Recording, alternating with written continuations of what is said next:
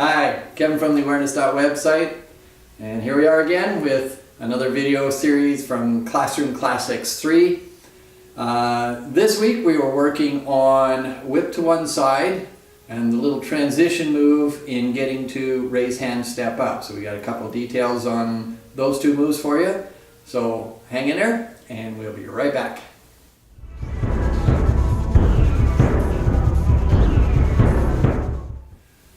We ended up the last video with grass bird's tail. So this one's going from grass bird's tail into whip to one side. So grass bird's tail is repeated throughout the set a number of times. And so every time you do grass bird's tail, you know it's going to be followed by whip to one side. A couple of things with the whip to one side. From the two-handed push, when you come around, you want to relax the arms, drop the elbows, but keep the palms out in front. And then when you get back to the point where your leg is relatively straight, that's when you want to start pivoting. You don't want to start swinging the arms around. You want to get the arms set and the hands come around. So if you think of this exercise as the arm comes around as you turn the body, so the arm stays in front of the body as you turn. So same with whip to one side. From the two-handed push, the elbows drop, the leg comes straight, and then you pivot on the heel on a straight leg. So you come around pigeon-toed, so you get to that 45, and that sets up the next part of whip to one side. You shift the weight back and drop the hands, place the toe, and then up with the whip.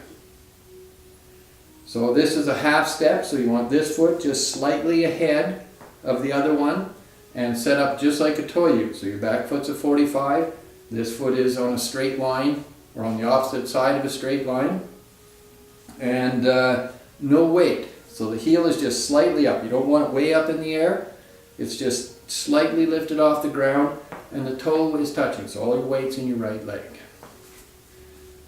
Once again, as you come around, the arms relax, the leg straightens, pivot on a straight leg so the knee's not twisting. Relax the weight back into the right leg, place the left toe, stand up and whip out.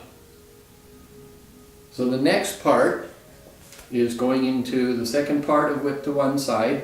So you're going to relax back down into that leg, step out, and then the palm turns forward, and that gets the body turning as you push from the back leg. Relax into the front leg and you get your extension, both arms extending and the back leg extending at the same time. From there, you're going to shift back. The arms just sort of relax. Again, turning, coming with the body, turn to the 45, and this toe will turn in at the same time.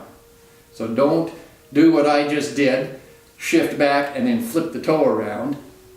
Again, like whip to one side, as the leg straightens and you relax into the back leg, the foot shifts in a little bit, and then you stand up on the left leg. You put the right heel down in front, just like a Toyu, except the toe is lifted and it's just a half step. And then you sit back into the hips as the hands come forward for raise hand, step up. The right arm and the right leg line up. So this arm and this leg are lined up in front, and the left hand is over across the body behind the other one. So if you were to look at it sideways, if your hands were together and you pull your left hand back. And that's just like play the paper. So the two hands line up at about a 90-degree angle with the arms. So they're out at about 45 from the horizontal. Getting really detailed here. So now when I do it in this direction, so from the whip to one side facing this way, you're going to see that you square to the front, you shift back to the 45 and the toe comes in, stand up on the left leg, put the heel down, so now you're turning 90 degrees from the direction you were just in. When you sit back and the hands come to the front, both knees are bent. There is a tendency for people to keep that front leg straight and they kick the bum back, and now they're leaning forward. So you need to have that knee bent so the body can stay upright. And again, all the weight is in the left leg. So this is, you should be able to tap this foot because there's no weight in it.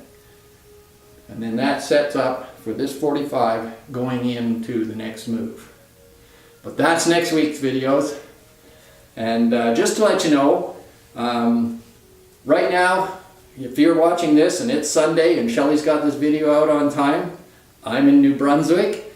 Shelly's taken Thursday's class and she's looked after all of that, so Thursday was just review. So we covered this on Tuesday's class, what you're watching in this video. So I'm at a workshop in New Brunswick having a lot of fun, and we'll talk to you again soon. Check out the website, like us on Facebook, and subscribe to our YouTube channel. As always, take care. Goodbye.